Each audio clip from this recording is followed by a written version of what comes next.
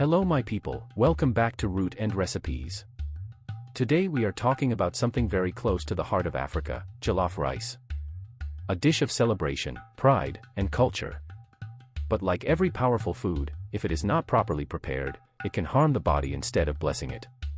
Let's go. In many West African homes, rice is the heartbeat of the kitchen.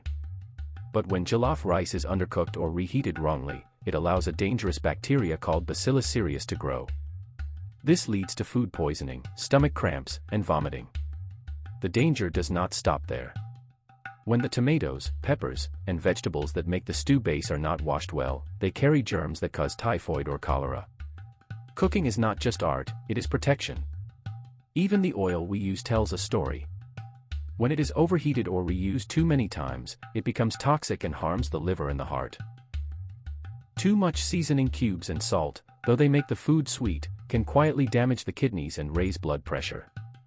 So jollof rice, the pride of Nigeria, Ghana, Senegal, and beyond, is more than just a plate of food.